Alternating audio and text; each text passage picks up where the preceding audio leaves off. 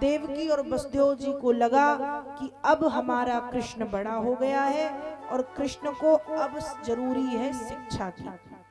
इसलिए देवकी ने और वसुदेव जी महाराज ने भगवान को शिक्षा प्राप्त कराने के लिए सांदीपन गुरु जी के आश्रम में भेज दिया, जहां से भगवान बहुत कम समय में 64 दिनों में शास्त्र और शस्त्र विद्या से निपुण होकर के लौटे।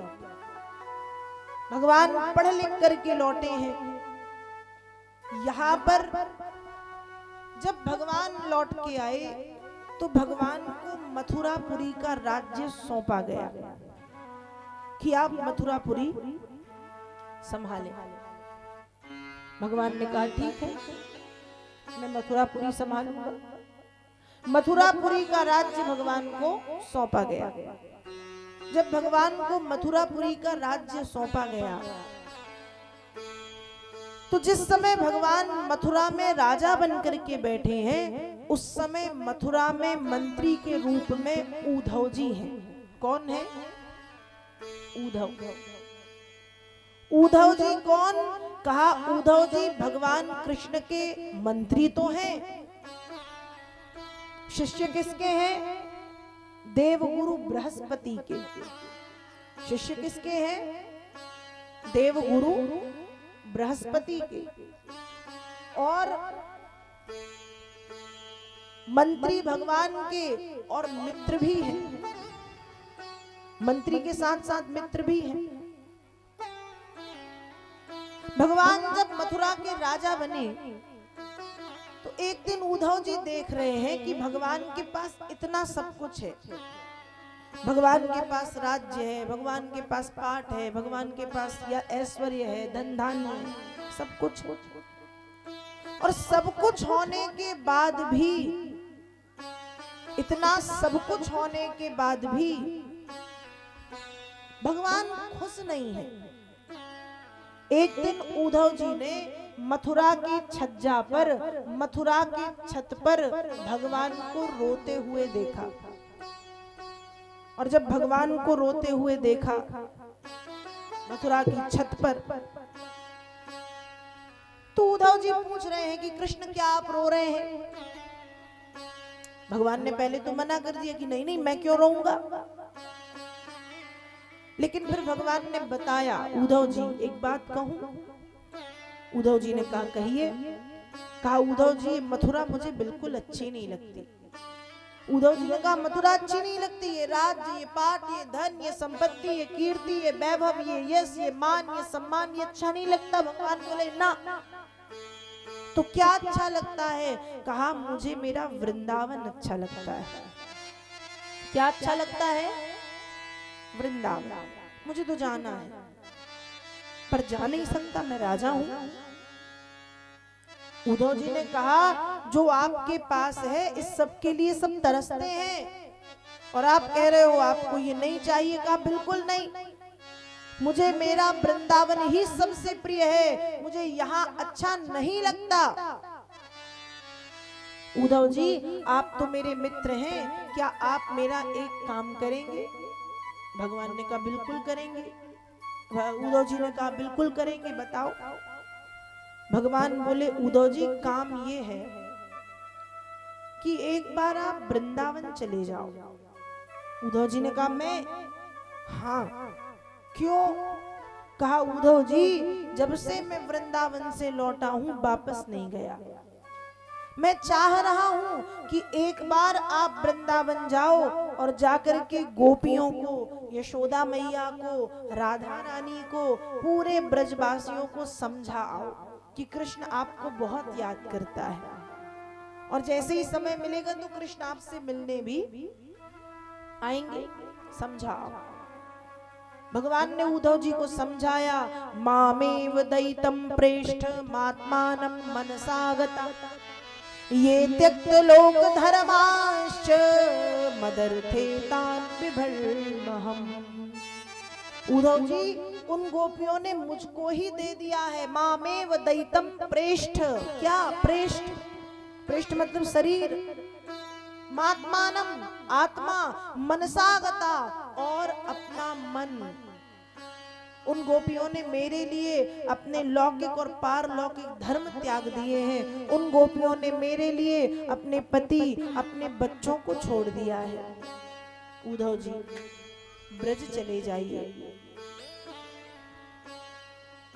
उद्धव जी, ब्रज चले जाइए और ब्रज जाकर के उन गोपियों को समझा आइए। बस चले जाइए। उद्धव जी जाने के लिए तैयार हुए। जाते समय भगवान ने उद्धव जी से कहा, मेरे रथ पे जाना। भगवान के रथ पे बैठ के उद्धव जी आगे बढ़े। भगवान ने आवाज लगाई, अरे ओ उद्धव जी। उद्धव जी रुके, क्या बात है? कहा, जा रहे हो तो मेरा ये पीतांबर गले में डाल लो, जिससे गोपियां समझें कि सचमुच कोई कृष्ण का बहुत नजदीकी मित्र है। ठीक, पीतांबर डाल लिया। पीतांबर डाल के आगे बढ़े। अरे ओ उद्धव जी, अब क्या हुआ? ये लो मेरा बैजंती माला पहन लो, जिससे गोपियां समझे कि तुम सचमुच मेरे प्रिय हो, तुम्हारी बात सुने बे। माला पहना दी। माला पहन के आगे बढ़े। अरे ओ उद्धव जी। उद्धव जी फिर रुके, क्या है? अच्छे से समझाना, सबको अच्छे से बताना। ठीक है, अब जाऊं? हाँ। उद्धव जी फिर आगे बढ़े। फिर चौथी बार, अरे ओ उद्धव जी रुको। उद्धव जी लौट के आए। अब क्या है? क्या हुआ? जाने दोगे या नहीं? भगवान ने कहा, महाराज जाने दूंगा, बस इसलिए रोका है ये कहने की आज जा रहे हो, कल तक वापस आ जाना। आज सुबह जा रहे हो, कल शाम तक लौट आना। उद्धव जी ने कहा, ठीक, अब जाऊं? हाँ। रथ पर बैठ के उद्धव जी वृंदावन पहुंचे। अब वृंदावन जब पहुंचे और गोपियों ने जब दूर से उद्धव जी के रथ को देखा, तो रथ देख के तो पहले यही लगा कि ये तो गोविंद का रथ है, मतलब कृष्ण आ गए।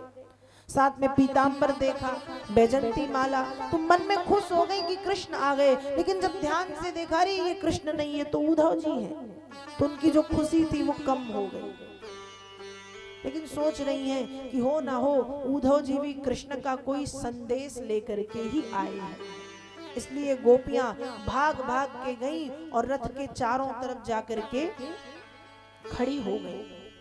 रथ के चारों तरफ रथ को घेर करके गोपियां खड़ी हैं। उद्धव जी रथ से उतरे भी नहीं कि एक के बाद एक गोपी प्रश्न करती है। एक गोपी कहती है, उद्धव जी हमारे कृष्ण स्वस्थ तो हैं? दूसरी बोली, प्रसन्न तो है? तीसरी बोली, जब कभी वृंदावन की चर्चा होती तो कृष्ण हमको याद करते हैं? चौथी बोली, जब कभी उद्धव जी आपने कभी देखा कि जैसे हम वृंदावन की गोपियां कृष्ण का पूजन करते थे, क्या मथुरा की गोपियां कृष्ण का पूजन करती हैं? पांचवी गोपी कहती, क्या कृष्ण माखन को याद करते? छठवीं बोली, क्या कृष्ण रासलीला को याद करते? सातवीं गोपी कहती, क्या कृष्ण उन रात्रियों को याद करते? आठवीं गोपी कहती, क्या कृष्ण नंद यशोदा को याद करते हैं? नौवीं बोली, क्या कृष्ण ब्रज गलियों को याद करते हैं? 10वीं बोली, क्या कृष्ण यहाँ आएंगे? 11वीं बोली, बिल्कुल नहीं आएगा। 12वीं बोली, वो कृष्ण कोई साधारण कृष्ण नहीं है कि थोड़ा सा धन आ जाए और सब भूल जाए। कृष्ण स्वयं लक्ष्मीपति है, समय रहते वो यहाँ आएंगे। एक के बाद एक प्रश्न गोपियां कर रही हैं। उद्धव जी सब सुन रहे हैं। उद्धव जी समझाने आए।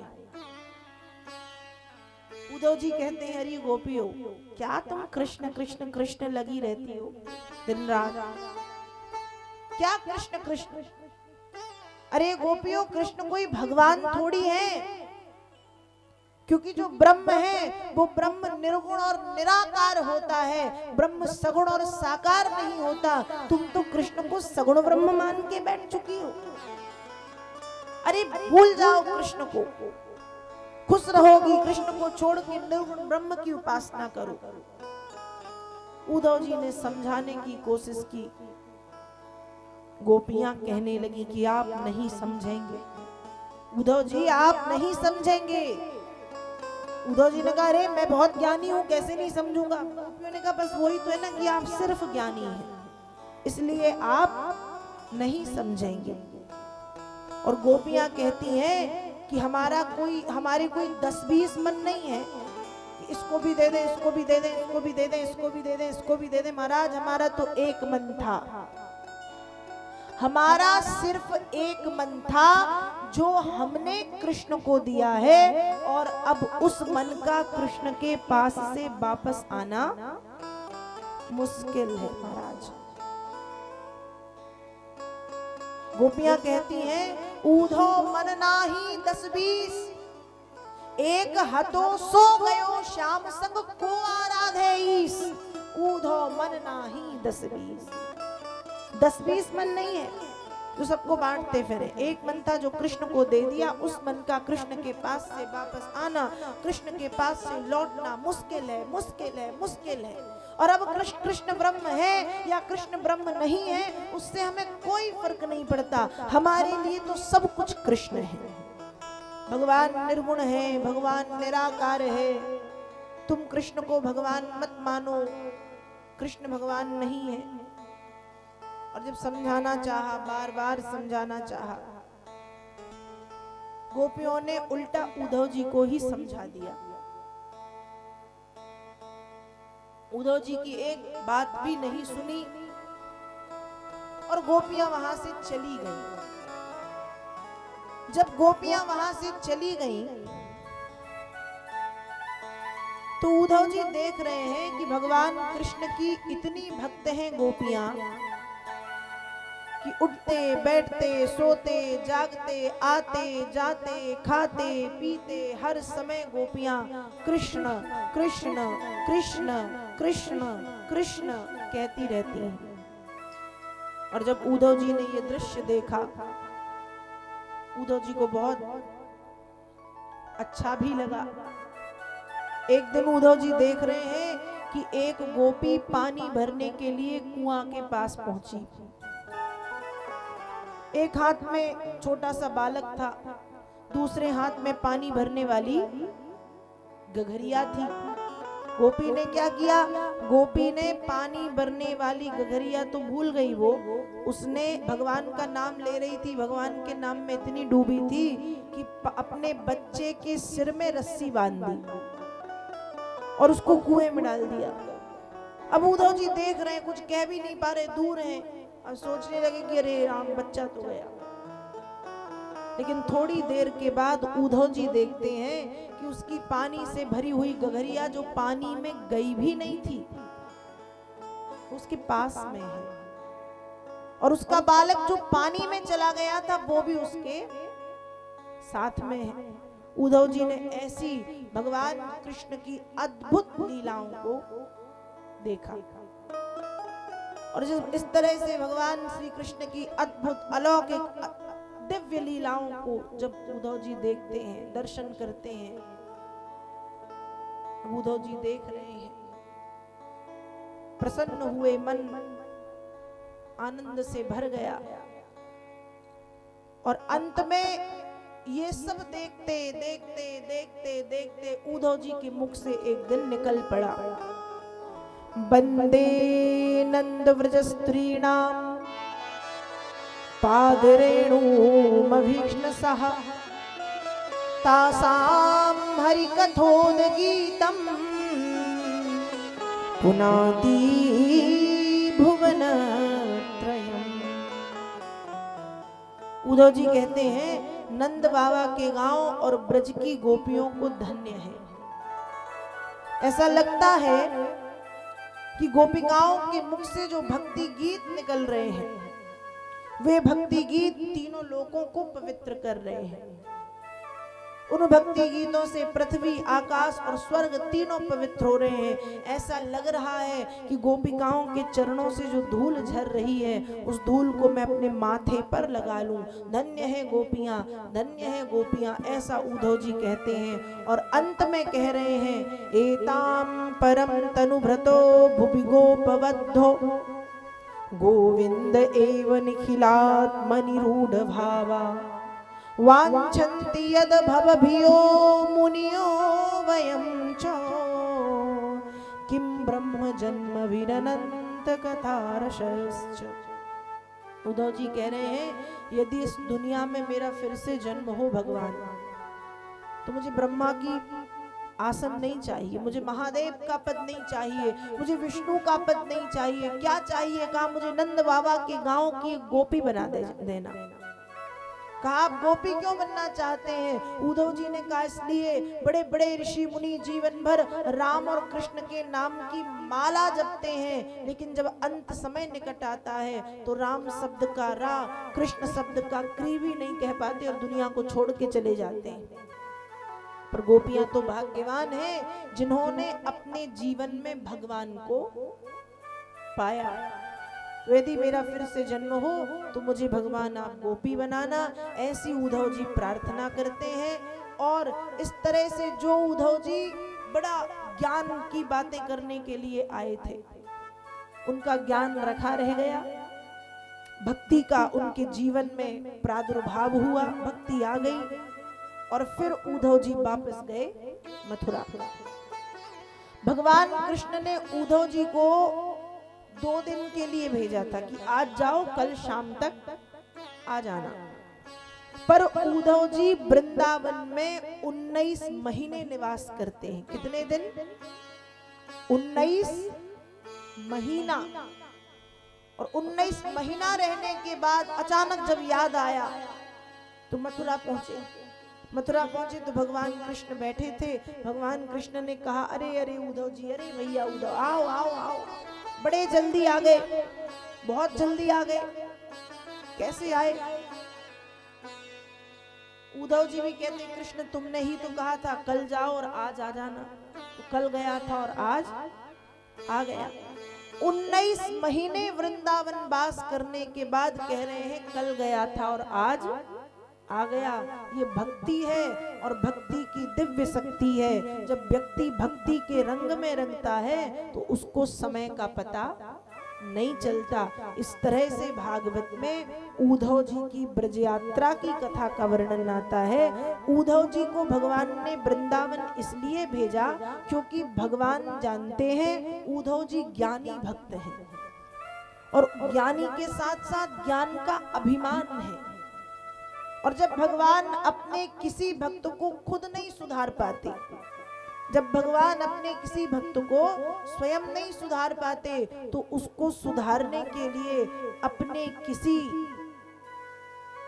छोटे भक्त के पास भेजते हैं।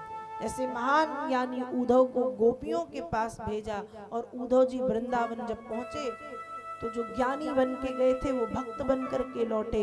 इस तरह से भागवत में उद्धव जी की ब्रज यात्रा की कथा का वर्णन श्री व्यास जी करते हैं।